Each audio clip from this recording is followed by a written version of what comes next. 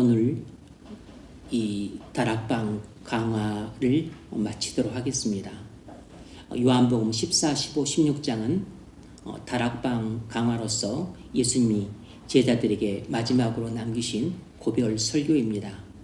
오늘 본문은 다락방 강화의 결론 부분입니다.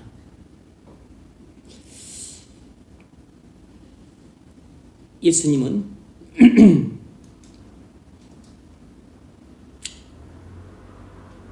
이 다락방 강화에서 예수님이 가시고 성령이 오심으로써 열리게 될 새 시대의 특징을 말씀하고 있습니다. 성령의 오심은 14, 15장에서도 언급이 되었지만 특별히 이 16장에서 집중적으로 언급되고 강조되고 있습니다. 예수님이 가시는 것보다 성령이 오시는 그 사건에 대해서 훨씬 더 비중 있게 다루고 있습니다. 7절을 보면 내가 가면 그를 보내리라. 13절에서 진리의 성령이 오시면 이러이러한 일이 있을 것이다 고 했습니다. 16절에서 또 조금 있으면 나를 보리라. 성령 강림 사건을 가리키는 거죠. 21절 아이를 낳으면 이것은 비유로 성령 강림을 말하고 있는 것입니다. 23절에서 그날에는 성령이 오시는 날에는 기도 응답이 있게 될 것이라는 거죠. 25절에서 때가 이르면 성령이 오시게 되면 그런 뜻입니다. 26절 그날에 성령께서 오시는 날에 그 뜻입니다. 그러니까 이 16장만 보더라도 성령이 오시는 것에 대해서 7번 넘게 실은 그걸 빈도수를 따지자면 제가 7번만 지금 7가지만 말했지만 10번도 넘게 이 성령이 오시는 일에 대해서 언급을 하고 있다는 사실은 성령께서 예수님이 가시고 성령께서 오심으로써 예수님 시대하고는 다른 완전히 새로운 시대가 열리게 될 것이라는 것을 예수님은 제자들에게 말씀해 주고 싶었던 것입니다. 왜냐하면 그 성령의 시대는 새로운 시대인데 예수님 당신이 이 땅에 살아계시는 시대보다도 훨씬 더 놀랍고 엄청난 은혜가 쏟아 부어질 복된 시대이기 때문이에요.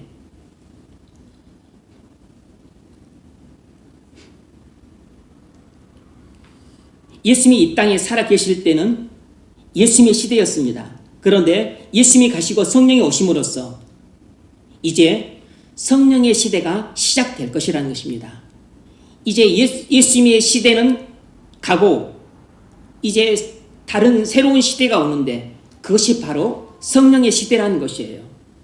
오늘 우리는 성령의 시대가 어떤 시대인가를 알아볼 것인데 그 전에 먼저 우리가 성령을 받게 되면 우리에게 어떤 일이 일어나는가를 살펴본 후에 성령 시대의 그 특징에 대해서 살펴보려고 합니다.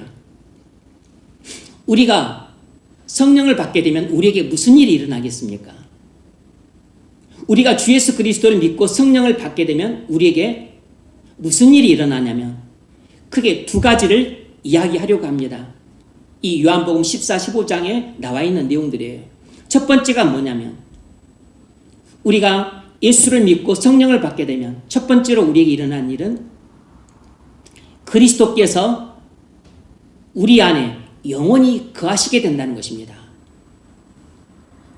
이 요한복음 14장 이 16절, 17절을 보면 내가 아버지께 구하겠으니 그가 또 다른 보혜사를 너희에게 주사 영원토록 너희와 함께 있게 하시리니 그는 진리의 영이라 세상은 능히 그를 받지 못하나니 이는 그를 보지도 못하고 알지도 못함이라. 그러나 너희는 그를 아나니 그는 너희와 함께 거하심이요 또 너희 속에 계시겠습니다. 이건 성령이 이 땅에 오시면 그리스도인들에게 성령께서 영원히 내주하실 것을 말하고 있는 것입니다. 예수님은 제자들이 성령을 받게 되면 성령이 그들 안에 영원히 내주할 것이라고 말씀하고 있어요.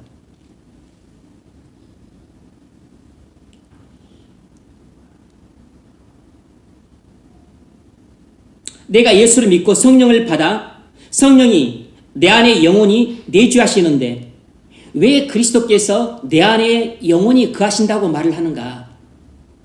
그것은 성령님이 곧 예수님이기 때문입니다. 성령은 예수의 영이기 때문에 성령은 곧 예수님 자신이라고 말할 수 있습니다. 그래서 오늘 본문에서도 예수님은 성령을 자신과 동일시하고 있는 것을 볼 수 있어요. 18절, 19절, 이 요한복음 14장 18절, 19절, 내가 너희를 고와 같이 버려두지 아니하고 너희에게로 오리라. 성령 강림으로 예수님이 오신다는 뜻이에요. 그러니까 예수님은 성령을 자신과 동일시하고 있는 거죠. 조금 있으면 세상은 다시 나를 보지 못할 것이로되 너희는 나를 보리니. 예수님은 성령을 자신과 동일시하고 있습니다.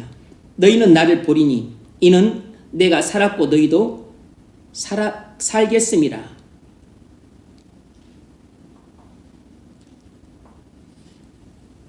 그러니까 성령의 영원한 내주는 예수님이 내 안에 영원히 거하시는 것과 똑같은 것입니다. 두 번째는 우리가 성령을 받게 되면 우리에게 무슨 일이 일어나는가? 아주 중요한 변화가 일어나는데 그게 뭐냐면 나의 정체성이 바뀐다는 것입니다. 내가 성령을 받게 되면 예수님이 내 안에 영원히 거하시는 놀랍고도 엄청난 변화가 일어나요. 내가 성령을 받기 전에는 예수님은 저 하늘에 계시거나 그리고 아니면 뭐 또 내 곁에 계시거나 그런 정도이지만 내가 성령을 받게 되면 예수님이 내 곁에 계시는 것이 아니고 내 안에 들어와 계시는 것입니다. 그런데 예수님이 내 안에 들어와 계시면 놀라운 변화가 일어나는데 나의 정체성이 바뀐다는 것입니다.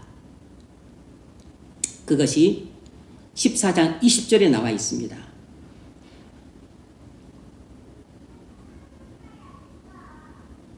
그날에는 성령이 오시는 날에는 그 뜻이죠. 내가 아버지 안에 너희가 내 안에 내가 너희 안에 있는 것을 너희가 알리라. 성령이 오시게 되면 그 말은 오순절 성령 강림 사건을 말하는 거죠. 우리한테는 우리가 성령을 받는 날에는 이렇게 변화가 된다는 것입니다. 내가 성령을 받게 되면 내가 그리스도와 연합된다는 것이에요. 성령께서 내 안에 내주하시게 되면 곧 그것은 뭐와 같냐면 내가 예수님 안에 거하게 되고 예수님은 내 안에 거하게 되는 일이 일어난다는 것입니다. 이것이 곧 내가 그리스도와 연합되는 사건이 일어나는 것이에요. 그러면 성령을 받기 전 나와 성령을 받은 후 나는 겉으로 볼 때는 똑같지만 속으로 볼 때는 완전히 다른 사람으로 바뀌는 것입니다. 나의 정체성이 바뀌는 것이죠. 성령을 받기 전에 나는 죄의 종이었습니다. 로마서 6장 17절 너희가 본래 죄의 종이더니 우리는 모태에서 태어났었을 때 죄의 종으로 태어납니다. 성령을 받기 전 죄가 내 마음의 보좌에서 왕으로 다스렸어요. 성령을 받기 전 나의 정체성은 죄의 종이었다는 것입니다. 그런데 성령을 받은 후 나는 그리스도의 종이 되었어요. 로마서 6장 17절 18절 너에게 전하여 준 바 교훈의 본을 마음으로 순종하여 죄에게 해방되어 의에게 종이 되었느니라. 내가 예수를 믿고 성령을 받게 되면 나는 죄의 종에서 벗어나서 그리스도의 종이 되는 것입니다. 그러니까 성령을 받기 전과 성령을 받은 후에 나의 정체성은 완전히 달라지는 것이에요. 성령을 받기 전에 나는 죄의 종의 신분이었는데 예수를 믿고 성령을 받은 후에는 죄의 종의 신분에서 해방되고 나는 새로운 신분을 갖게 돼요. 그리스도의 종이 되는 것입니다. 나의 정체성이 바뀌는 것이죠.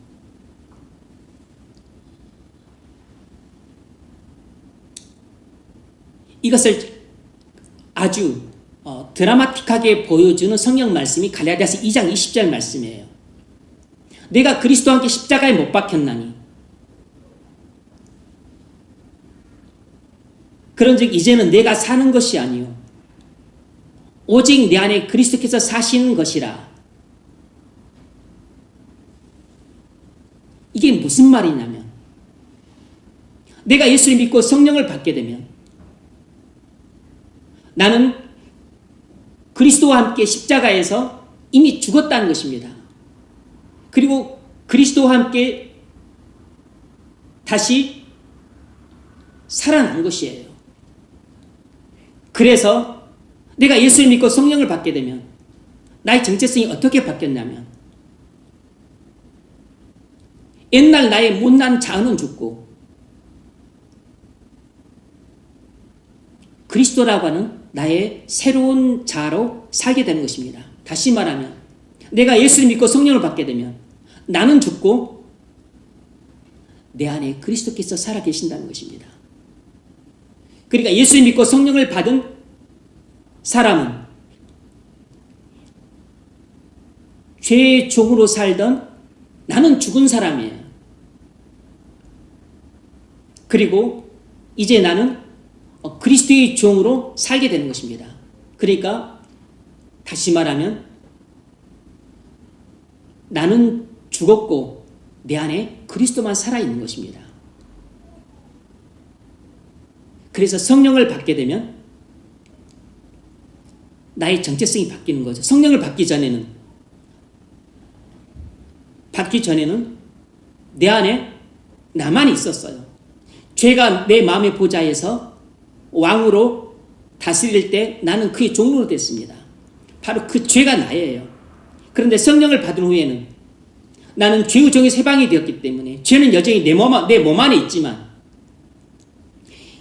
예수님이 내 마음의 보좌의 왕으로 자정하셔서 나를 다스리심으로 이제 내 안에 살아있는 분은 옛날 못난 나가 아니고 그리스도께서 내 안에 살아계신 것입니다. 그래서 그리스도인의 정체성은 바로 그리스도인 것이에요.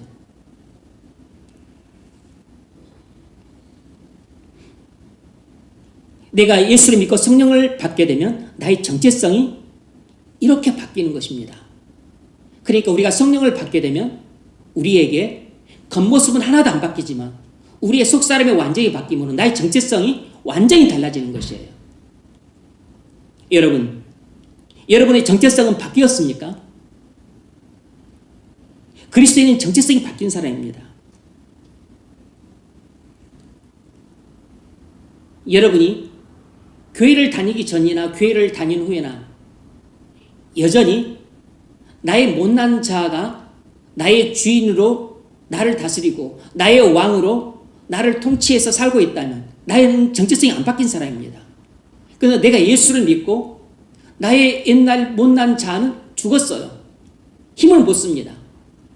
여전히 내 몸 안에 남아있지만 힘을 못 써요. 이제 내 마음의 보좌에 앉아서 다스리시는 예수님이 말씀이 나를 지배하고 그리고 예수님의 그 인도하심이 나를 컨트롤하는 그런 사람으로 바뀌었다면 나는 정체성이 바뀐 사람이에요. 그리스도인에게 있어서는 자기 정체성이 대단히 중요합니다. 물론 세상 사람들에게도 자기 정체성이 대단히 중요한 의미를 가져요. 어떤 크리스찬 정신과 의사가 이제 개원을 해서 내담자들을 상담해 보니까 이 많은 내담자들이 안고 있는 문제가 뭐냐면 자기 정체성에 혼란을 겪고 있다는 것입니다.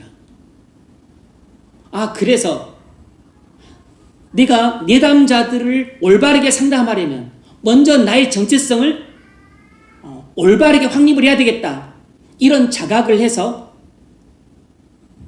병원을 접고 미국으로 신학교에 들어가서 유학을 갔어요. 그래서 그곳에서 훌륭하신 교수님들의 강의를 듣고 신학 공부를 했지만 별다른 그렇게 큰 유익을 못 받고 자기 정체성도 해결이 안 된 채로 시호를 보내다가 성경을 읽던 도중에 하나님 말씀을 통해서 자기 정체성의 문제를 해결을 받게 되었습니다. 그러니까 학문이나 지식은 그것이 신학이랄지라도 학문이나 이론이나 지식은 우리의 정체성 문제를 해결해 주지 못해요. 하지만 성경에 기록된 하나님의 말씀이 우리 정체성의 문제를 해결해 주었던 겁니다.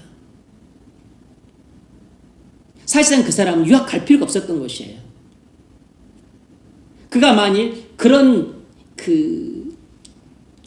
부분에 대한 충분한 이해를 갖고 있었더라면 굳이 미국까지 유학을 가는 그런 헛수고를 하지 않을 수 있었죠. 이 정신과 의사뿐만 아니라 우리도 자기 정체성을 분명히 깨닫지 못하면 직장 생활을 올바르게 할 수가 없습니다. 자기가 누구인지도 모르는데 어떻게 직장 생활을 올바르게 할 수 있겠습니까? 내가 누구인지도 모르는데 내가 다른 사람을 어떻게 합당하고 올바르게 대할 수가 있겠어요? 내가 자기 정체성도 분명치 않기 때문에 내가 내 인생을 어떻게 살아야 될지도 모르고 그리고 내가 어디로 가는지 내 목적지도 모르고 내 인생관도 정립이 안 되고 가치관도 정립이 안 되고 세관도 정립이 안 되는데 내가 어떻게 다른 사람을 도울 수가 있겠어요? 어떻게 다른 사람의 그 고민을 상담할 수 있겠습니까? 어떻게 자식을 바르게 양육할 수 있겠어요? 어떻게 배우자로서 내 배우자를 헬퍼, 도울 수가 있겠습니까? 불가능한 것이에요. 자기가 누구인지도 모르면 당연히 그 사람은 소명도 받은 사람이 아닙니다. 자기 소명도 모르게 돼요. 자기 소명도 모르는데 어떻게 직장생활을 제대로 하겠습니까? 우리 직장은 우리가 하나님께로부터 받은 소명 중에 하나예요. 소명의식도 없이 어떻게 직장생활을 성공적으로 영위할 수 있겠어요? 우리 그리스도인은 자기 정체성을 분명히 알아야 됩니다. 예수님이 내 안에 영원히 살아계셔서 나의 왕으로서 나를 통치하고 나는 예수님 말씀에 절대적으로 순종해야 되는 너희라는 것을 알아야 됩니다. 다시 말하면 나는 죽고 예수님으로 사는 사람이 되었다는 것이 내가 성령을 받은 후에 나의 정체성인 것이에요. 만일 내가 여전히 예수님과는 상관없이 살고 여전히 내 뜻대로만 살고 있다면 나는 아직까지도 내 자기 정체성이 정립이 안 된 사람입니다. 나는 죄의 종이 세방이 되었고 그리스도의 종이 되었는데 여전히 죄에게 질질 끌려다니고 그리고 예수님의 말씀을 조차 사는데 실패하고 있다면 나는 아직 자기 정체성이 확립이 안 된 사람이에요. 죄에서 해방이 되고 그리고 온전히 그리스도의 말씀에 절대적으로 순종하는 삶을 살고 있을 때 나는 나의 자기 정체성을 확립한 채로 살고 있는 사람인 겁니다. 바로 내가 이렇게 살고 있을 때 나의 가치관과 인생관과 세계관은 또 정립이 되었다고 볼 수 있고, 그럴 때 비로소 나는 배우자로서 내 배우자를 도울 수가 있고, 그리고 자식들을 양육할 수 있는 기초가 된 사람이고, 가정생활을 잘 영위할 수 있을 뿐만 아니라 다른 사람들을 어떻게 돕고 어떻게 섬겨야 될지를 알고 있기 때문에 직장생활도 잘 영위를 할 수가 있고, 그리고 주변 사람들과의 관계도 올바르게 매듭할 수 있는 것입니다. 자기 정체성이 확립이 안 된 사람은 필연적으로 어떻게 살게 되냐면 결국 죄가 나를 지배하게 되므로 이기적으로 살게 되는 것입니다. 나만 생각하고 나만 위하는 삶을 살게 돼요. 이것은 그리스도의 종의 모습이 아니고 죄의 종의 모습인 것입니다.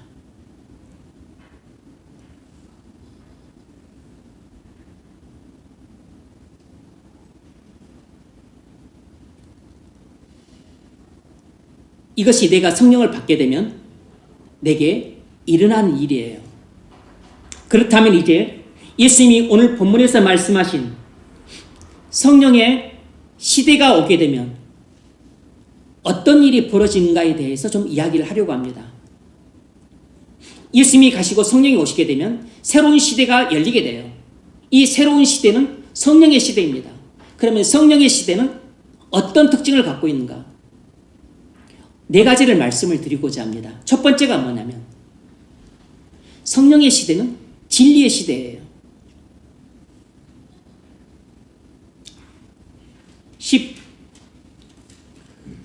요한복음 16장 12절을 보면 내가 아직도 너에게 이를 것이 많으나 지금은 너희가 감당치 못하리라 그랬습니다.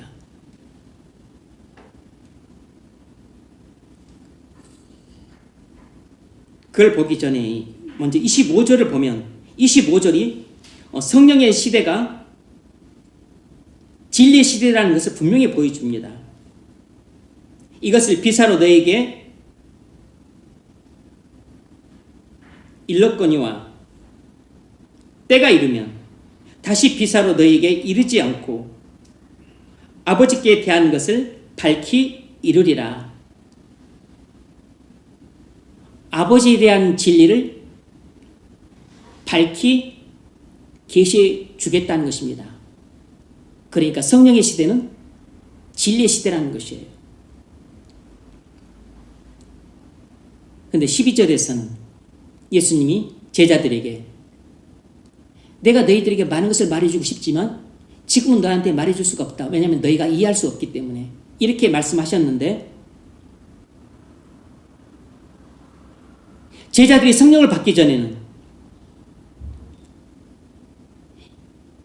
예수님이 제자들에게 자신의 구속의 죽음에 대해서 제대로 말해줄 수가 없었고, 부활과 승천에 대해서도 말해주고 싶었지만 말해줄 수가 없었고, 그리고 성령이 오시면 얼마나 엄청나고 놀라운 일이 일어날 것인가에 대해서도 말해주고 싶었지만 말해줄 수가 없었던 것은 제자들이 성령을 받기 전에는 이 모든 일들을 이해할 수 없었기 때문이에요. 13절, 그래서 예수님이 이렇게 말씀하신 것입니다.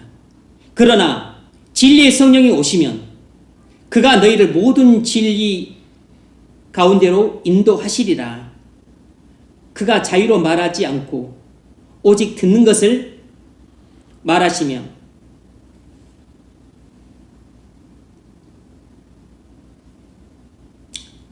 장래 일을 너희에게 알게 하시리라. 성령이 오시면 그때는 비로소 성령께서 제자들에게 모든 진리를 밝히 말씀하실 것이라는 것입니다. 여러분, 우리가 성령을 받기 전에는 말씀을 묵상해도 말씀 속에 감추인 참 진리를 깊이 깨닫기가 어렵습니다. 예수님이 제자들이 성령 받지 않을 때에는 충분히 이해할 수 없으니까 모든 진리를 말하지 않고 일부분의 진리만 말을 했었어요.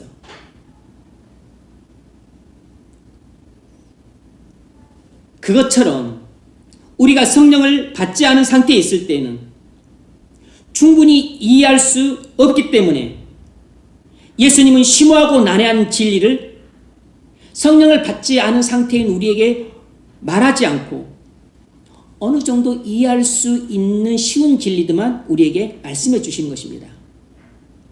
그래서 우리가 성령을 받기 전에는 성경을 묵상해도 진리를 깊이 그리고 풍성하게 깨닫기가 어려운 것이에요. 왜냐하면 그 요한복음 14장에서 예수님이 말씀하셨던 것처럼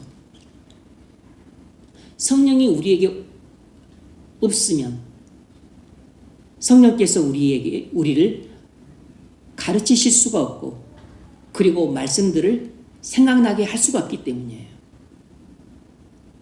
하지만 우리가 성령을 받으면 성령이 우리에게 진리를 가르치시고 생각나게 하시고 깨닫게 해주시기 때문에 성경을 묵상할 때 진리를 깊이 깨달을 수 있으므로 심오하고 난해한 진리도 우리가 이해를 할 수 있는 것입니다. 사도행전 19장을 보면 에베소 교인들은 아볼로에게 복음을 듣고 예수를 믿게 되었는데 아직 성령을 받지 못한 상태에 있었습니다. 그때는 이 에베소 교인들이 예수님이 그리스도라는 정도만, 예수님이 그리스도라는 이 진리를 아는 정도에만 머물고 있었어요. 에베소 교인들이 아볼로부터 복음을 듣고 예수를 믿긴 했지만 아직 성령을 받지 않은 상태에 있었기 때문에 그냥 주 예수 그리스도를 알고 믿는 그 정도에 머물러 있었습니다. 그런데 바울이 와서 보니까 이들이 아직도 성령을 안 받았어.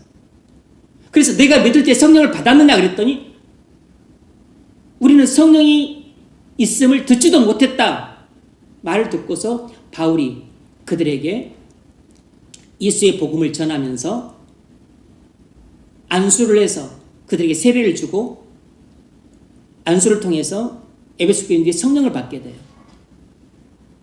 그래서 에베소 교인들이 성령을 받게 되면서 방언도 말하고 은사도 받게 되었지만 놀라운 것은 그들이 하나님께 대한 분명한 회개를 하게 되고 주 예수 그리스도에 대한 확실한 믿음을 갖게 되었을 뿐만 아니라 나중에 그 사도행전 21장 27절을 보면 바울이 에베소 교인들에게 밀레도 항구에서 말하기를 내가 너희들에게 하나님의 모든 뜻을 다 가르쳤다고 말을 해요. 에베소 교인들의 성령을 받기 전에는 고작 예수님이 하나님의 아들 그리스도라는 정도의 진리만 알고 있었을 뿐인데 그들이 성령을 받은 후에는 바울이 브란노소원에서 2년 대략 에베소 교회에서 3년간 머물면서 그들에게 모든 진리를 다 가르쳤던 것입니다.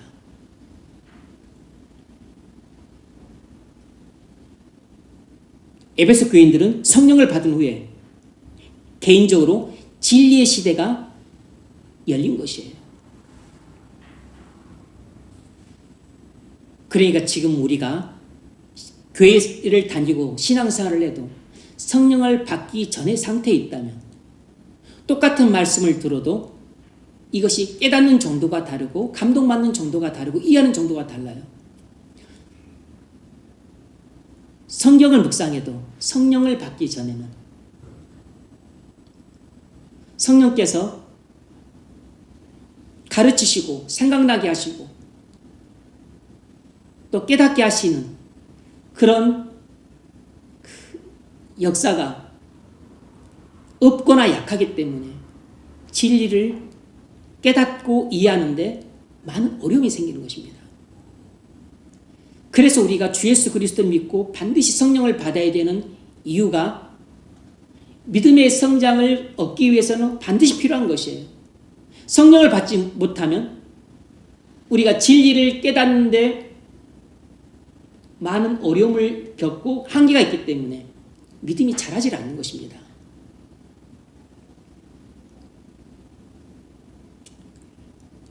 여러분, 이 성령을 받기 전에는 뭐 도통 설교를 들어도 별 깨달음도 없고, 성경을 읽어도 별 감동도 없고, 기도를 해도 아무런 음성도 못 들었지만 성령을 받게 되면 이게 상황이 완전히 달라져요. 설교를 들을 때 큰 은혜를 받습니다. 성경을 묵상할 때 놀랍게 진리들을 깨닫고서 막 혼자서 펑펑 울어요. 기도를 할 때 성령께서 나를 찾아오셔서 내 마음을 치시면서 말씀하시고 충동하실 때가 있습니다. 성령이 우리 안에 내주하는 것과 하지 않을 때 내가 진리를 깨닫는 정도가 완전히 다른 것이에요. 성령이 내 안에 들어오실 때 비로소 나 개인적으로 진리의 시대가 시작이 되는 것입니다.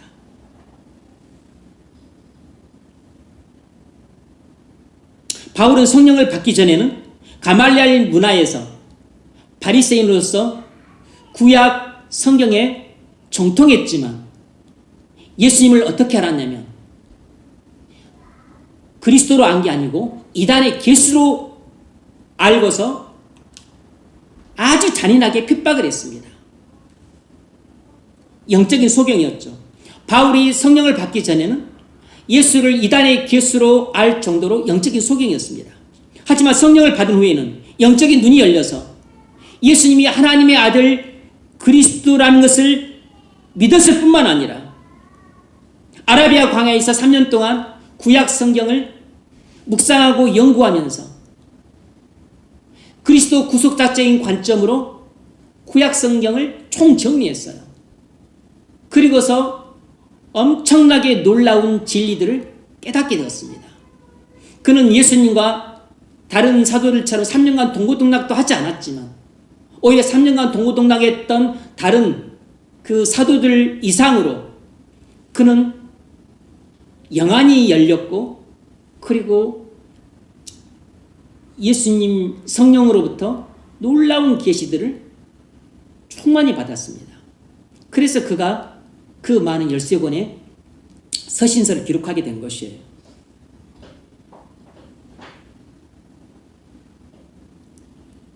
바울은 성령을 받은 이후에 진리의 시대가 시작이 되었습니다. 바울은 성령을 받기 전에는 완전히 영적인 까막눈이었어요. 그는 흑암과 사망의 땅에 살았습니다. 하지만 성령을 받은 후에는 바울에게 진리의 시대가 열림으로써 말씀의 사람이 된 것이에요. 여러분, 우리가 성령을 받아야지만 우리가 진리를 깨닫게 되면서 우리에게 개인적으로 진리의 시대가 시작이 되는 것이고 동시에 말씀의 사람으로 성장할 수 있습니다. 성령을 받기 전에는 절대로 말씀의 사람이 될 수가 없어요. 여러분, 오늘날은 성령의 시대로서 진리의 시대입니다. 하지만 내가 성령을 못 받았다면 개인적으로 아직 진리의 시대가 시작이 되지 않은 것입니다. 아직 영적인 소경으로서 어둠 속을 헤매고 있고 진리를 들어도 잘 깨닫지 못하고 있는 상태에 있는 것이에요. 그러므로 여러분, 바로 지금 예수님이 하나님의 아들 그리스도이심을 믿으십시오. 예수님이 나의 모든 죄와 허물을 지고 십자가에서 하나님의 심판을 나 대신 받으셨음을 믿으십시오. 우리는 예수를 믿을 때 성령을 선물로 받게 됩니다. 성령이 내 안에 들어오시게 되면 그때 나의 정체성이 바뀌어요. 예수님이 내 안에 영원히 거하게 되십니다. 뿐만 아니라 내게 비로소 성령의 시대가 개막이 되는 것이에요. 성령이 내 안에 들어오시면서부터 내 인생에 성령의 시대가 개막이 되는데 성령의 시대의 개막의 첫 번째 특징은 내가 진리의 시대가 시작이 된다는 것입니다. 말씀의 사람이 되는 것이에요. 그렇게 되면 여러분 설교를 들을 때 진리를 깨닫고 은혜를 받게 됩니다. 내 머리가 좋아서가 아니고 처음 듣는 말씀에도 성령 때문에 진리를 깨닫게 돼요.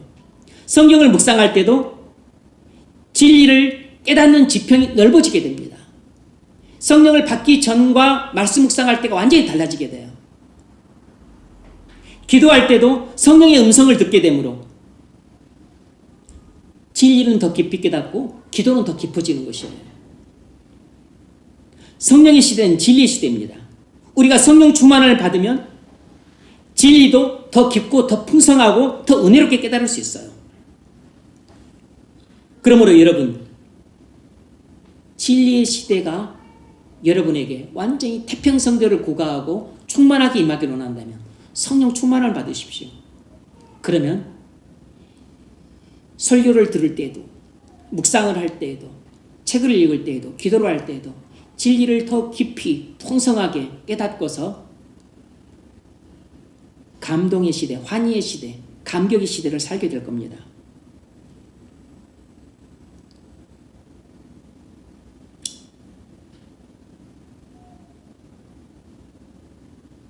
예수님 시대에는 진리가 주로 비유로 계시되었습니다. 구약 시대에는 상징과 모형을 써서 그리스도의 구속의 진리를 아주 희미하게 드러냈습니다.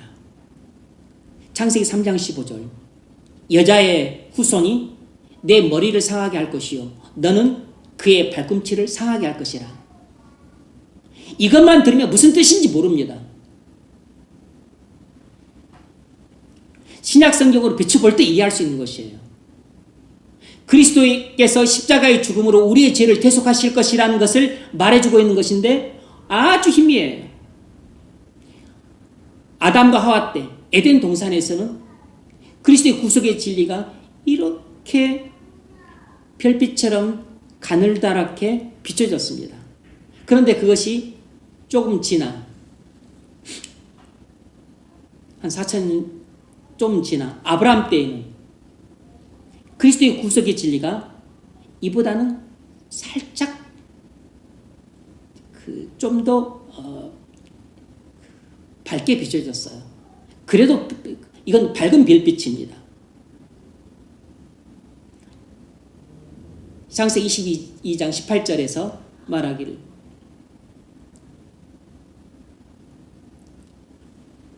천하 만민이 내 씨로 말미암아 복을 받으리라 그랬습니다. 아브라함의 후손으로 오실 그리스도를 통해서 천하 만민이 구원을 얻게 될 것이라는 것이에요.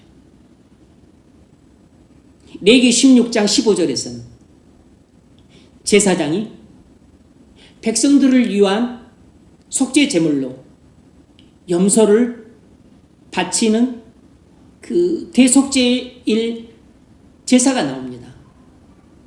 이것 또한 대제사장이신 예수님이 자기 피로 우리의 죄를 대속하기 위해서 죽으실 것을 모형론적으로 보여주고 있는 것입니다. 이처럼 예수님이 오시기 전에는 그리스도의 구속의 진리를 이렇게 희미하게 드러냄으로써 사람들이 구원 진리를 깨닫는 것이 되게 어려웠습니다. 그래서 믿고 구원받은 사람들도 적었고 복음 전파는 거의 이루어지지 않았어요. 그런데 예수님이 오셔서 이 땅에 참빛이 비춰지기 시작했습니다. 예수님은 이 땅에 오셔서 복음을 전하시되 주로 비유로 전하셨어요. 비유를 아주 많이 사용하셨습니다. 예수님이 진리를 주로 비유로 말씀하셨기 때문에 이해하기 어려울 때가 많았습니다. 요한복음 3장 14절 15절에서도 모세가 뱀을 장대에 들어 올린 것처럼 나도 들림을 받아야 할지니 내가 들림을 받게 되면 내가 많은 사람을 내게로 이끌리라 이렇게 말씀하셨습니다. 무슨 뜻인지 알 수가 없어요. 무슨 뜻인지. 예수님이 자신의 십자가의 구속의 죽음을 통해 많은 사람을 구원할 것이라는 것을 말씀하고 있는데 비유로 말씀하시니까 이해하기가 어려운 것입니다.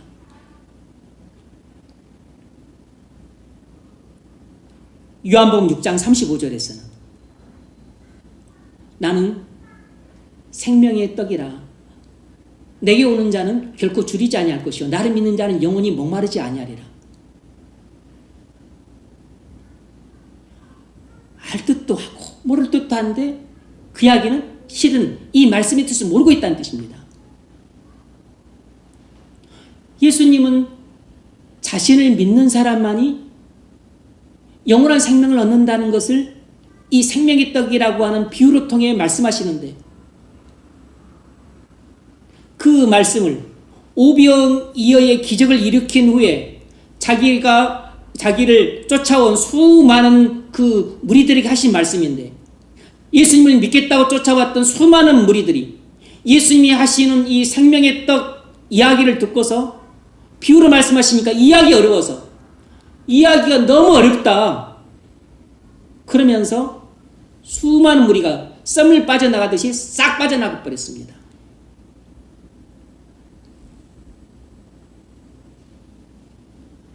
왜 예수님은 사람들에게 구원의 진리를 비유로 말씀하셨을까요? 그것은 자신의 십자가의 죽음과 부활과 승천과 성령 강림이 있기 전에는 구속의 진리를 밝히 말해도 어차피 사람들이 이해할 수 없었기 때문이에요.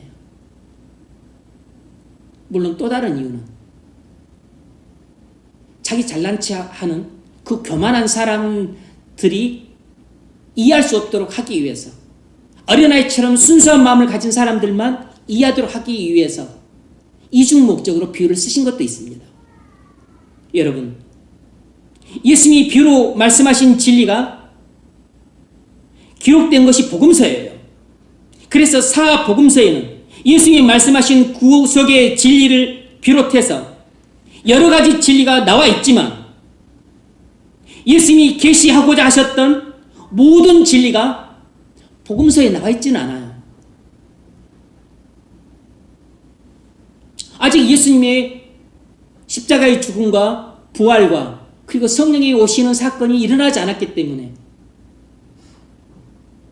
사람들에게 예수님이 말씀하셨던 진리는 그들의 이해 수준에 어느 정도 맞는 그 일부분에 해당되는 진리만 말씀하셨던 것입니다.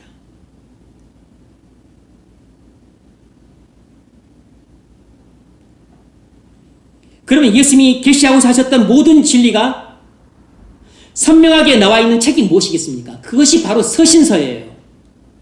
그래서 복음서와 서신서는 완전히 뚜렷하게 대별되는 것입니다. 복음서에는 예수님이 제자들과 사람들에게 이해할 수 있는 수준의 진리만 선별해서 말씀하시되 그것도 비유로 말씀하셨어요. 이게 비유니까 그것을 이해하는 것이 좀 어려웠던 겁니다.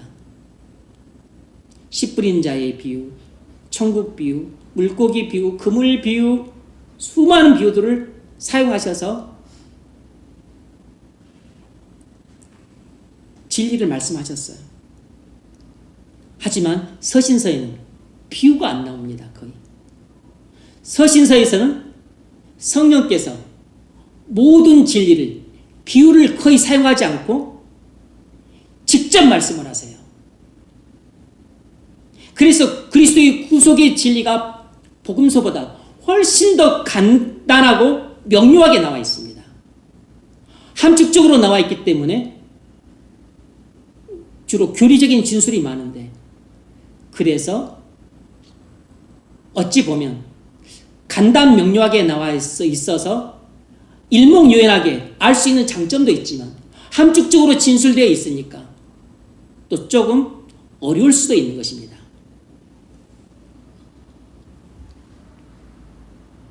서신서뿐만 아니라 사도행전과 요한계시록도 성령께서 이 땅에 오신 후에 제자들에게 계시를 주셔서 기록된 성경이므로 복음서에는 나와 있지 않는 많은 진리가 거기에 기록되어 있는 겁니다.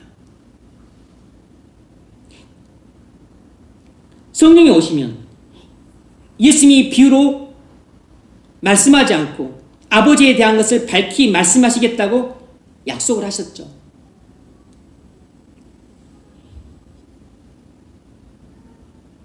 때가 이르면 다시 비유로 너에게 이르지 않고 아버지에 대한 것을 밝히 이르리라.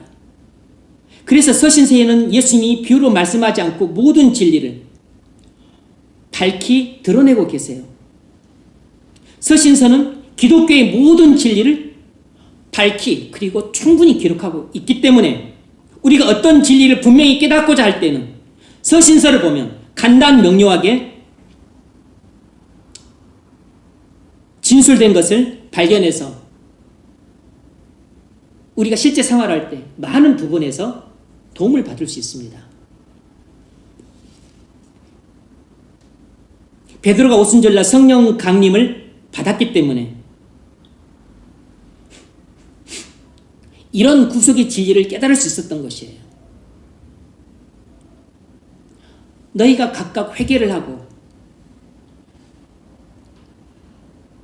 예수 그리스도의 이름으로 세례를 받으라. 그리하면 너희가 성령을 선물로 받으리니. 이 말을 했을 뿐만 아니라 너희가 십자가에 못 박아 죽인 이 예수를 하나님이 그를 높이 들어 그리스도가 되게 하셨다. 이런 진리도 성령이 오시기 전 그리고 예수님의 십자가의 죽음과 부활과 승천이 있기 전에는 베드로가 깨달을 수가 없었던 진리예요. 예수님의 십자가의 죽음과 부활과 승천과 함께 성령 강림 사건이 있은 후에 비로소 베드로는 그리스도의 구속의 진리를 확실하게 깨달을 수 있었던 겁니다. 그래서 이렇게 설교할 수 있었던 것이에요. 바울은 로마서에서 이신칭의 진리를 밝히 드러내고 있는데 이런 진리는 사복음서 어디를 떠들어 봐도 나오지 않는 진리입니다. 여러분 로마서 3장 19절 한번 펴보십시오. 이건 잠깐 같이 한번 보겠습니다. 로마서 3장 19절로 24절. 로마서 3장 19절로 24절. 중요하니까 같이 한번 봅니다. 우리가 알거니와 무릇 율법이 말하는 바는 율법 아래에 있는 자들에게 말하는 것이니 이는 모든 입을 막고 온 세상으로 하나님의 심판 아래 있게 하려 함이니라. 이것이 예수를 믿기 전 불신자들의 상태예요. 그러므로 율법의 행위로 그의 앞에 의롭다 하심을 얻을 육체가 없나니 율법으로는 죄를 깨달음이라.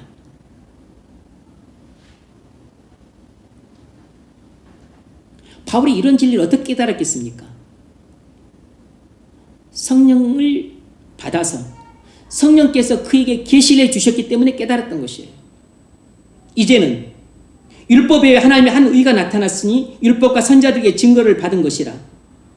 율법과 선지자는 구약 성경을 말합니다.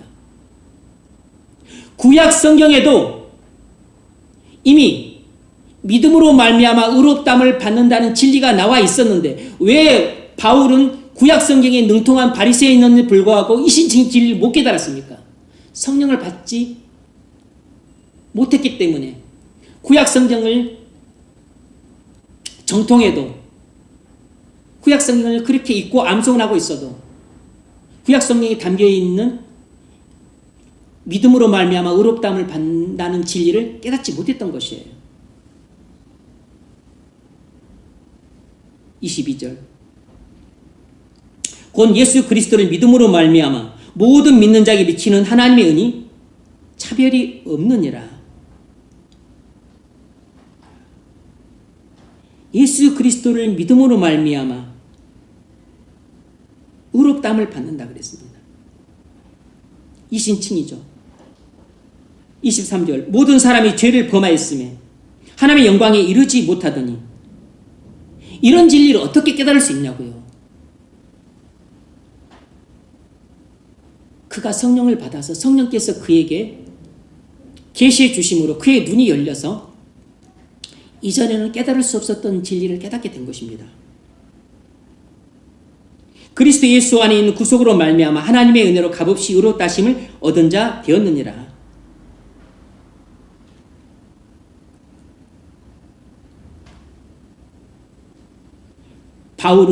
예수님은 자신이 아직 그리스도 구속을 이루지 않고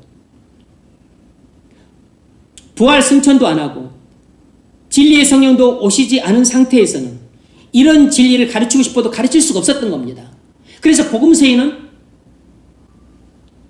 이신칭의 진리가 명료하게 안 나와 있어요.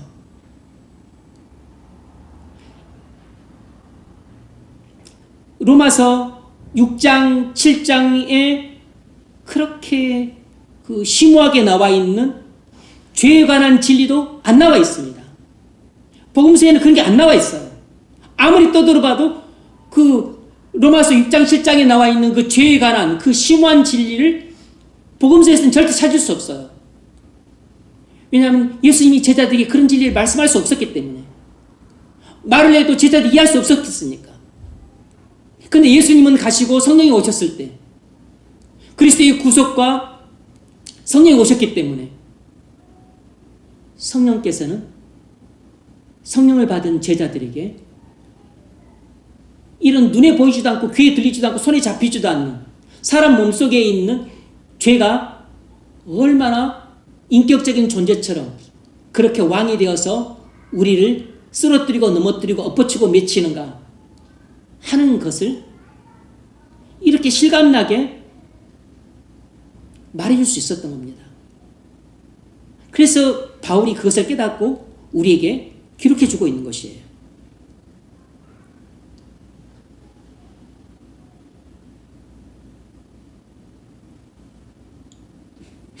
에베소서 1장, 에베소서를 봐도 그렇습니다. 에베소서 1장 3절로 14절을 보면 내용이 너무 많아서 단문 못 읽습니다. 거기를 보면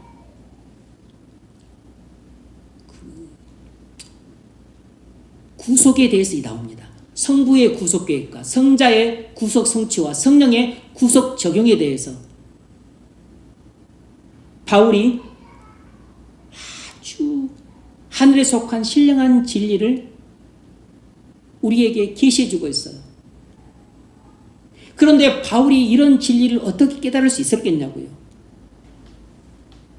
성령께서 그의 눈을 열어서 이런 진리를 그에게 비춰주셨기 때문입니다.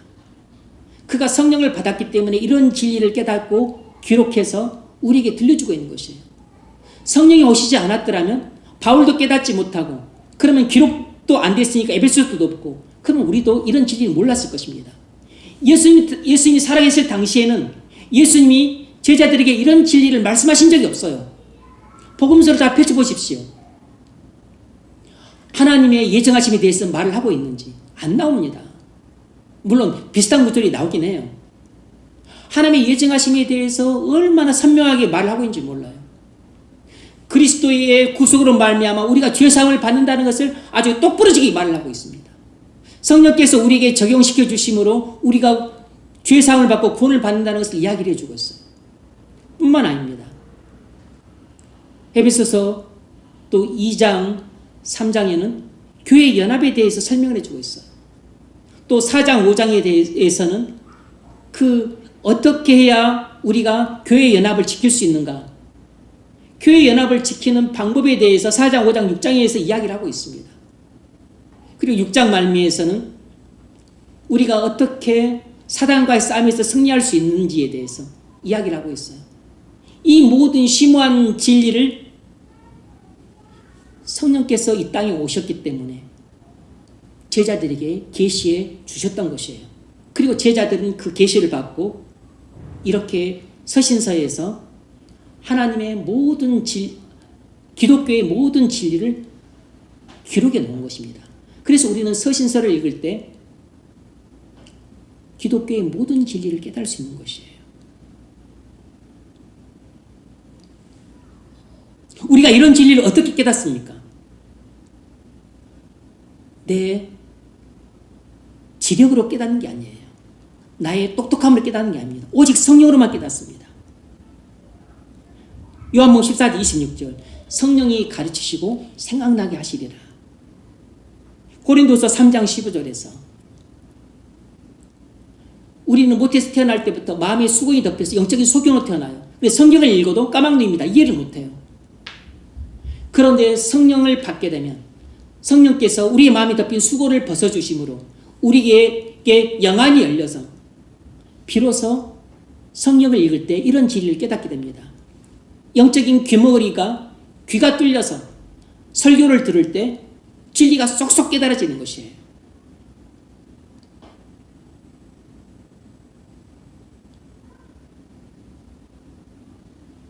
계시록 1장 10절로 11절을 보면 사도 요한이 반모섬에 유배가 되어서 주일에 기도하고 있을 때 성령께서 환상을 통해 찾아오셔서 사도 요한의 눈을 열어주심으로 하늘에 속한 영광스러운 진리를 깨닫게 해주십니다.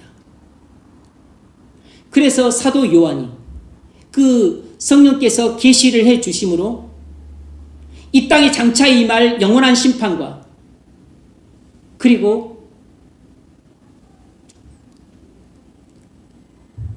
영원한 구원에 대한 진리를 깨닫고 그 계시록에 기록을 하게 돼요. 그래서 우리는 계시록을 통해서 지옥의 영원한 심판과 천국의 영생에 관한 진리를 밝히 이해하게 된 것입니다. 성령이 오시지 않았더라면 진리가 밝히 계시되지 않았을 것이고 또 우리가 진리를 밝히 깨닫지도 못했을 것입니다. 오늘날 우리가 구약 시대와 예수님 시대와 비교해 보면 지금 성령 시대에는 비교 자체가 불가능할 정도로 우리는 모든 진리를 이해할 수 있고 그리고 우리는 지금 모든 진리를 성경을 통해 보고 있는 것입니다. 이건 성령이 오심으로써 이 땅에 진리의 시대가 개막이 되었기 때문이에요. 오늘날은 성령으로 말미암는 진리의 시대입니다. 성령을 받아서 모든 진리를 밝히 깨달으시길 바랍니다. 성령 충만을 받아서 모든 진리를 더욱 넓고 더욱 깊게 깨달을 수 있기를 바라요. 두 번째는 성령의 시대는 기도의 시대입니다. 예수님은 성령이 오시면 제자들이 기도하게 될 것이라고 말씀하셨습니다.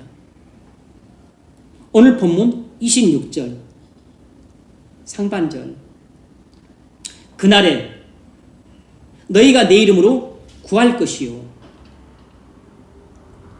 그날에 너희가 내 이름으로 구하게 될 것이라는 것입니다. 성령이 이 땅에 오시면 비로소 그리스도인들이 기도하기 시작하게 될 것이라는 것입니다. 성령이 오시기 전에는 그리스도인들이 그리스도의 이름으로 기도할 수가 없어요. 우리가 그리스도의 이름으로 기도하려면 그리스도의 십자가의 구속과 부활과 승천이 이루어져야 되고 그리고 성령이 오셔야 돼요. 예수님이 가시고 성령이 오셔야만 비로소 우리는 그리스도의 이름으로 기도를 하게 되고 비로소 우리 개인적으로 기도의 시대가 열리는 것입니다. 17장에 요한복음 17장은 예수님의 중보기도가 나오고 있는데 이 17장 예수님의 중보기도는 예수님이 이 땅에 살아계시는 그 예수님의 시대에는 아직도 예수님이 제자들을 위해서만 중보기도할 수밖에 없는 그런 시대라는 것을 단적으로 보여주고 있는 증거입니다. 아직까지 제자들이 기도할 수 없는 그런 시대라는 것이에요. 그런데 성령이 오심으로 그리스도인들이 본격적으로 예수님의 이름으로 기도할 수 있게 된 것입니다. 예수님의 이름으로 기도한다는 게 무슨 뜻이겠습니까? 하나님은 죄가 전혀 없는 완전히 거룩한 사람의 기도만 들으십니다. 원래 그러세요. 아니 하나님이 죄인의 기도를 들으시겠습니까? 거룩하신 분이 안 듣습니다. 요한복음 9장 51절에서도 말했잖아요. 하나님은 죄인을 듣지 아니하시고 죄인의 기도는 듣지 않으신다 그랬어요. 경건하여 그 뜻대로 행하신 자는 들으신 줄 아나이다. 예수님을 가리키는 겁니다. 그래서 하나님은 예수님의 기도만 들으세요.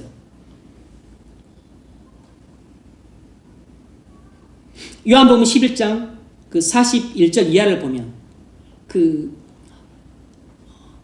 나사로를 다시 살리는 그 사건에서 나사로 무덤 앞에서 무덤을 열라고 할 때 마르다가 열자 예수님이 그들에게 이렇게 말씀하세요. 아버지여, 내 기도를 들어주심을 감사합니다. 항상 아버지께서 내 말씀을 들으시는 줄 내가 알았나이다. 아주 중요한 힌트죠. 하나님은 예수님의 기도는 항상 들으세요. 왜죠? 예수님은 흠이 전혀 없고 완전히 거룩하신 하나님 아들이시기 때문에 하나님 아버지께서 그 흠이 없고 완전히 거룩한 예수님의 기도를 안 들으실 이유가 없는 것입니다. 하나도 빠짐없이 다 들으시는 것이에요. 그런데 우리는 죄악과 허물이 가득하기 때문에 하나님께 아무리 기도해도 듣지 않으십니다. 하나님은 죄인을 듣지 아니하시고, 그런데 예수님이 우리의 죄악과 허물을 지고 십자가에 속죄의 피를 흘리셨어요. 우리는 이 속죄의 피를 믿음으로 모든 죄를 용서받고 의롭다함을 받았습니다. 하나님의 자녀가 되었어요. 하지만 그렇다 그래서 우리에게 내가 그럼에도 불구하고 나는 날마다 죄를 짓잖아요. 그래서 나는 예수님의 의만 옷 입었지 내가 의인으로 변화된 건 아닙니다. 내 속은 여전히 죄인이에요. 내가 죄책을 용서받았지. 죄책을 용서받았지 내게 있는 모든 죄가 없어졌다는 것이 아닙니다. 나는 죄 책임만 용서받았고 여전히 나는 죄에 오염되어 있는 상태예요. 그리고 나는 의인이 된 것이 아니라 하나님의 의로 옷 입었을 뿐인 것입니다. 그러므로 나는 겉에만 의인이고 속은 죄인이에요. 그리고 당연히 나는 의인자 죄인이기 때문에 내 기도를 하나님이 듣지는 않으시는 겁니다. 들을 수가 없는 것이죠. 그래서 의인이자 죄인인 우리가 그리스도의 십자가의 공로와 그리스도의 의를 의지해서 하나님께 기도를 하는 것입니다. 내가 예수님의 이름으로 기도합니다. 우리 항상 모든 기도를 예수님의 이름으로 기도하죠. 예수님의 이름으로 기도하지 않으면 그 기도는 응답 못 받습니다. 예수님의 이름으로 기도한다는 것은 예수님의 십자가의 공로를 의지해서 기도한다는 뜻입니다. 예수님의 십자가의 공로와 그가 모든 율법을 지키신 그 공로를 의지해서 기도한다는 뜻이에요. 그 이야기는 무슨 말이냐면 곧 지금 내가 하는 기도는 예수님이 하는 기도입니다. 그러니까 하나님 기도를 들어주세요. 그 뜻인 겁니다. 실은 내가 기도를 하고 있는데 내가 예수님의 이름으로 기도함으로써 예수님의 공로를 의지해서 기도함으로써 이 기도는 예수님의 기도니까 하나님이 이 예수님의 기도를 들어주세요 라고 하고 구하는 것입니다. 그런데 그렇게 기도하면 하나님 내 모든 기도를 들어주실까요? 꼭 그렇지는 않죠. 왜냐하면 예수님은 기도하실 때 전혀 죄가 없이 기도를 하시거든요. 온전히 하나님의 뜻에 합당하게 기도를 하신다고. 그런데 내가 예수님의 이름으로 기도를 하지만 하나님의 뜻에 부합하지 않게 기도하고 내 욕심대로 기도하고 내 이기심을 채울 목적으로 기도를 하게 된다면 아무리 예수님의 이름으로 기도를 해도 그 기도는 응답을 못 받아요. 왜냐하면 예수님은 실질적으로 그렇게 기도를 안 하시니까. 예수님의 이름으로 기도한다고 해서 내 모든 기도가 응답을 받는 것은 아니고 예수님이 하나님의 뜻에 온전히 복종해서 기도하는 것처럼 우리도 하나님의 뜻에 합하게 기도를 해야만 그때는 우리의 기도가 응답을 받을 수 있어요.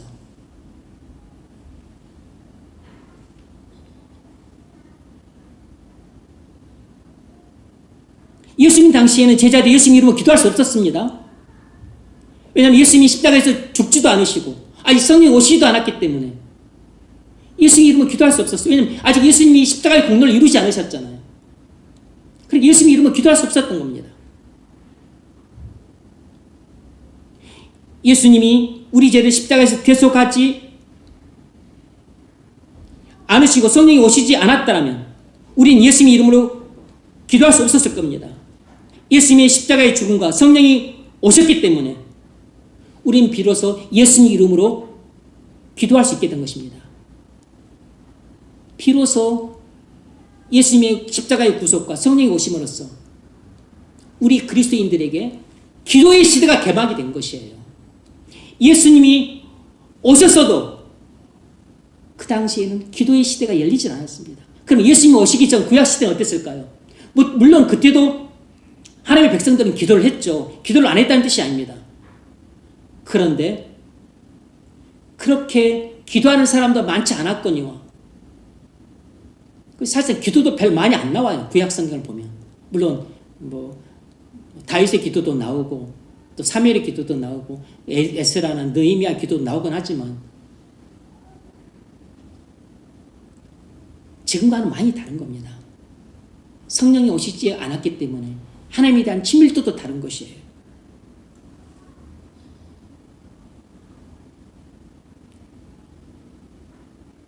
성령이 없었기 때문에 구약시대에는 기도는 있었지만 기도의 사람들이 많지 않았던 겁니다.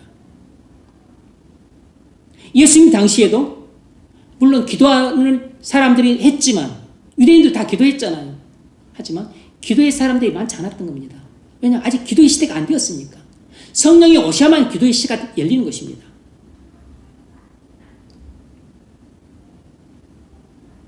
그래서 사도행전 4장을 보면 베드로와 요한이 감옥에 투옥되었다가 이제 나와서 다른 제자들과 함께 모여서 간절히 기도합니다. 한마음 한뜻으로 기도를 하고 천지의 주제이신 하나님이시여 하면서 기도를 하기 시작하는데 기도가 끝나자 그 땅이 진동을 했습니다. 그래서 성령 충만을 받았어요. 그래서 밖에 나가서 복음을 열심히 전했습니다. 이처럼 성령이 오신 후에는 성령을 받은 모든 그리스도인들은 전부 예수님의 이름으로 기도할 수 있게 되면서부터 성령을 받은 그리스도인들은 다 기도의 사람이 된 것입니다. 그렇게 해서 기도의 시대가 열린 것이에요.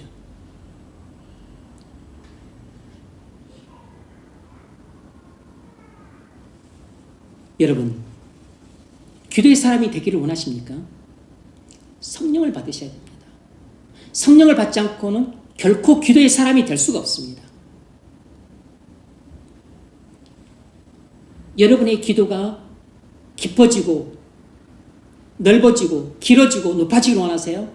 여러분이 기도의 사람이 되기를 원하십니까? 기도를 통해서 여러분의 인생의 난제들을 해결하고 고난을 극복하고 환난을 통과하기를 원하세요? 그럼 먼저 성령을 받으셔야 됩니다. 성령을 받으면 누구라도 기도의 사람이 될 수 있습니다. 그러면 고난을 극복할 수 있고 환난이 왔었을 때 환난을 통과할 수 있어요. 여러분이 성령을 받지 못하게 되면 뒤에서 다루게 될 텐데 고난을 극복하기 어렵고 환난 앞에 무릎을 꿇기 쉬운데 성령을 받지 못하면 그 기도를 하기가 어려워요. 기도하기가 어렵습니다. 기도를 하기 어려우면 무슨 일이 벌어지냐면 고난이 왔었을 때 고난을 극복하기 힘들어요. 환난이 왔었을 때 환난을 통과하기 어려운 것입니다. 그래서 성령을 받지 못하게 되면 사람들이 어떤 식으로 고난과 환난을 대처하느냐 성령을 받지 못하게 되면 자기 인생에 고난이 찾아왔었을 때 고난을 피하는 방식으로 고난의 문제를 해결합니다. 현실에서 도망쳐버리는 것이에요. 이게 가장 비겁한 방식이고 이것이 재앙이 되는 겁니다. 재앙이. 성령을 받지 못하게 되면 뒤에 이야기를 하겠지만 믿음도 없게 되고 그렇게 기도도 못하게 되는데 그렇게 되면 환난이 왔었을 때 환난을 극복할 힘이 없으니까 환난과 맞서 싸워서 이길 힘이 없으니까 환난을 피해서 도망쳐 버립니다. 그러니까 집안에 부도가 나면 남편과 애들 버리고 도망쳐버려요. 아내 버려두고 애 보육원 버리고서 본인 도망쳐버립니다.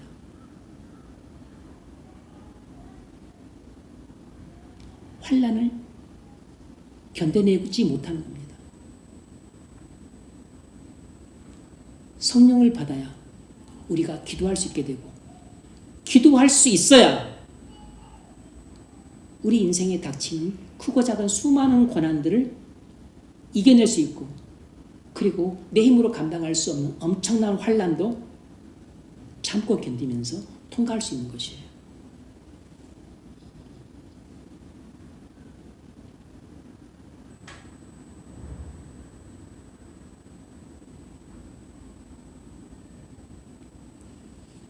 세 번째로는 성령의 시대는 믿음의 시대입니다.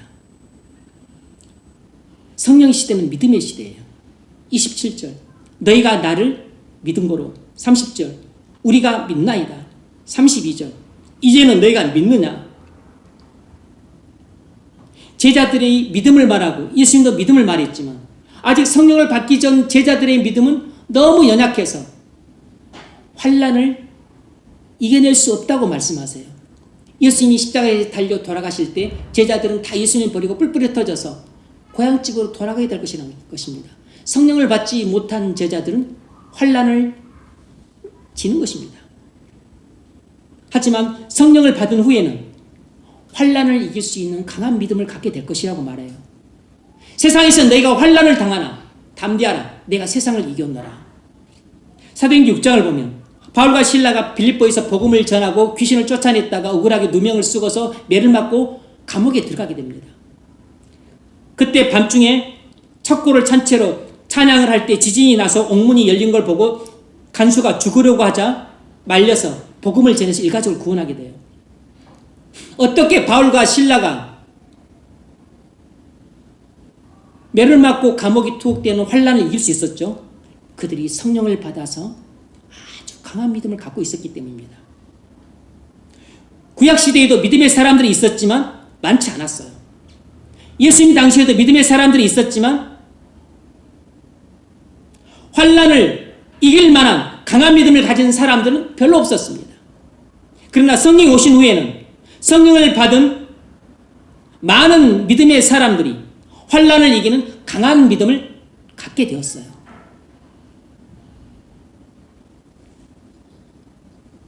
사도행전 6장 5절을 보면 예루살렘 교회가 7 집사를 안수를 줬는데 누구를 세웠죠? 믿음과 성령이 충만한 사람 7명을 택했습니다. 성령 시대에는 믿음이 성령 충만함에 비례한다는 걸 알 수 있어요. 성령이 충만하면 믿음이 충만한 것입니다. 말씀이 충만하면 믿음이 충만한 것이에요.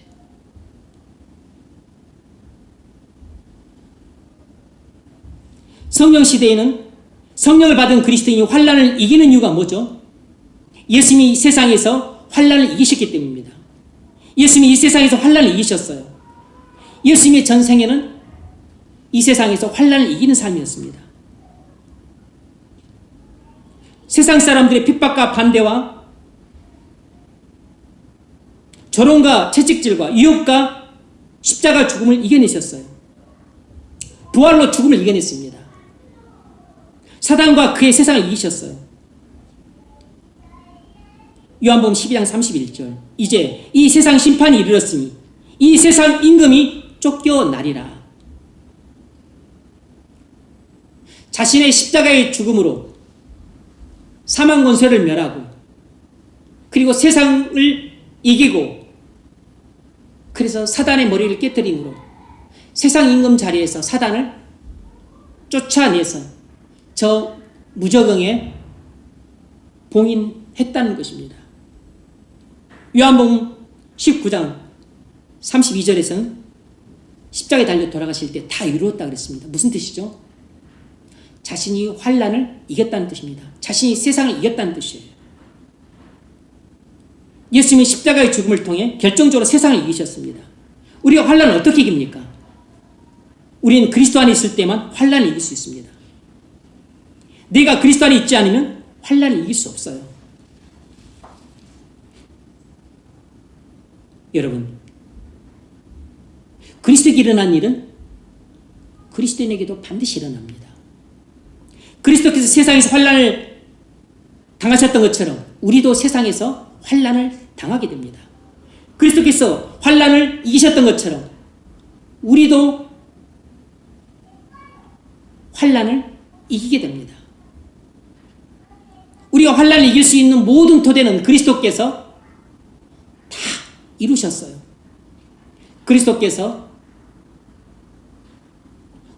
우리를 위해 율법을 다 지키시고 십자가에서 우리의 모든 죄를 용서하시고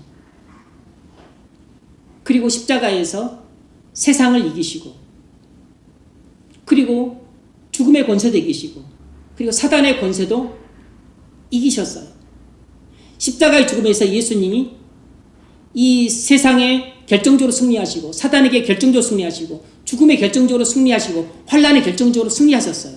그러므로 우리가 성령을 받아서 그리스도 안에 있으면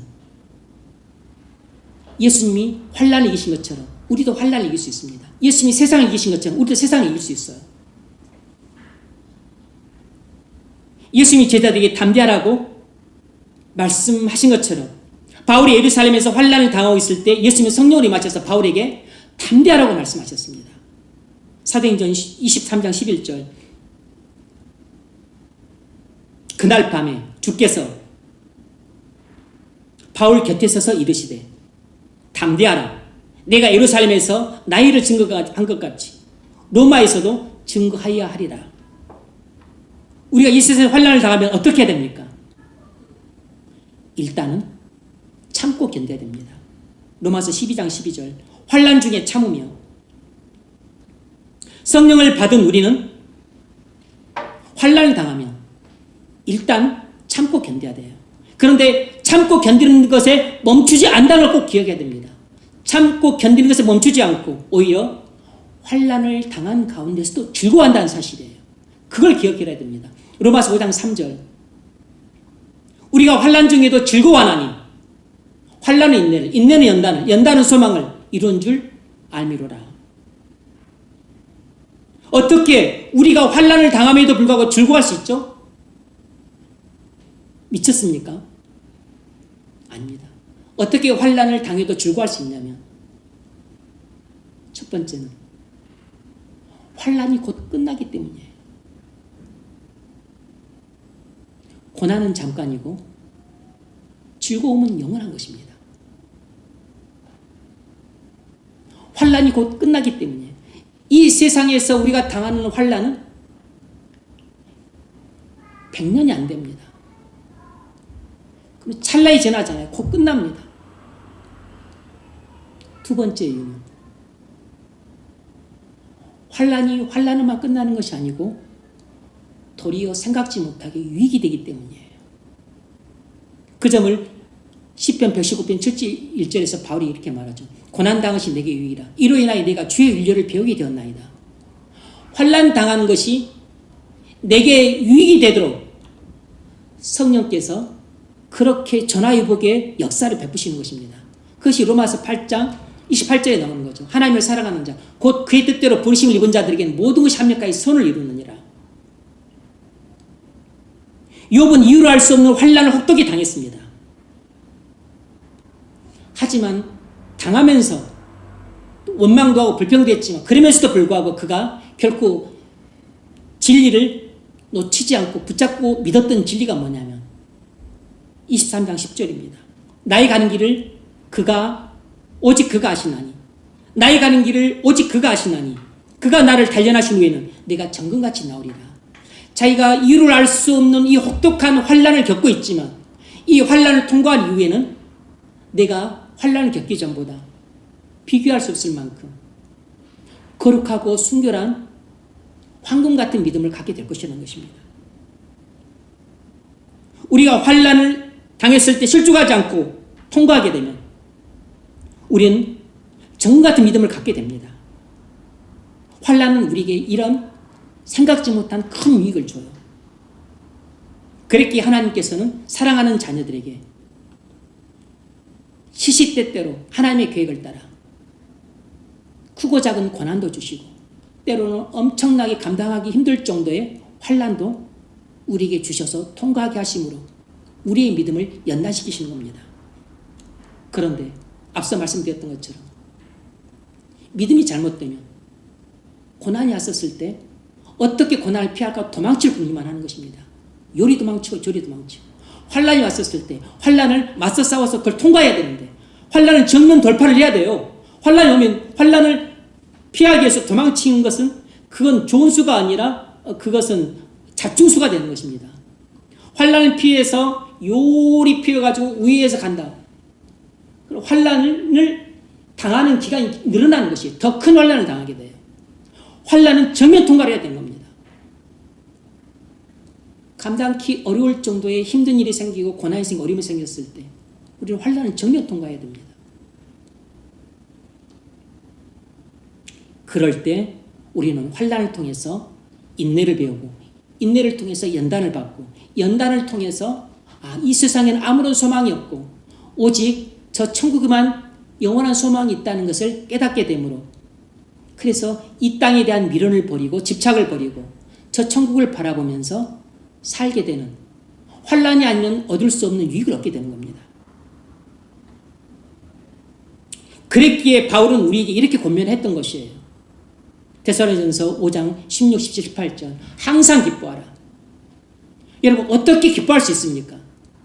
우리는 평안한 날보다는 고생하는 날이 더 많은데 어떻게 기뻐할 수 있냐고. 근데 고생만 하는 것이 아니고 이건 예기치 못한 상상하지도 못했던 환난이 닥침에도 불구하고 어떻게 이 환난 날에도 기뻐하냐고. 근데 바울은 우리에게도 환난 날에도 기뻐하라는 것입니다. 그러면서 쉬지 말고 기도하라. 범사에 감사하라. 이는 그리스도 안에서 늘 향하신 하나님의 뜻이니라. 바울이 미쳤습니까? 이성적으로는 제정신이 아니야만 할 수 있는 말이에요. 그런데 우리가 성령을 받게 되면 우리는 환난을 참고 견딜 뿐만 아니라 환난 가운데서도 즐거워할 수 있기 때문에 환난 중에서도 기뻐할 수 있는 것입니다. 바울이 데살로니가 교인들이 이런 권면을 했었을 때 데살로니가 교인들의 형편이 좋았을까요? 아닙니다. 그들은 많은 환난을 겪고 있었어요. 그들이 복음을 듣고 예수를 믿는다는 이유 때문에 유대인들로부터 동족들로부터 엄청난 핍박과 박해를 받았습니다. 집을 빼앗겨야 됐고 직장을 잃어야 됐고 동네에서 쫓겨나야 됐습니다.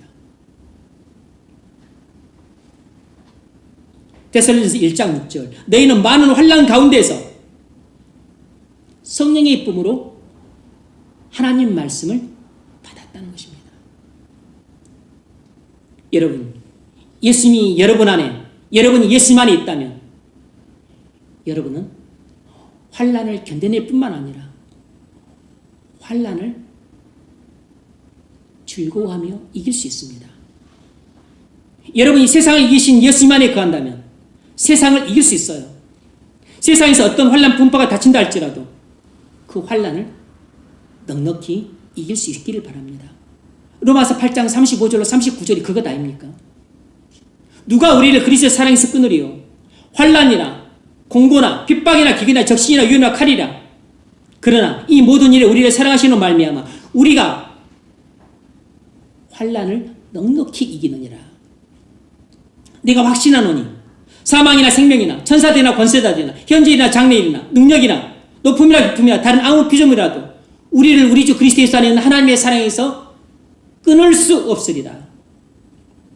내가 강해서 환난을 이기는 것이 아니라 나를 향하신 그리스도의 사랑이 너무 강하고 튼튼하기 때문에 내가 환난을 넉넉히 이길 수 있습니다. 우리는 살면서 생각지 못했던 가난을 겪을 수 있어요.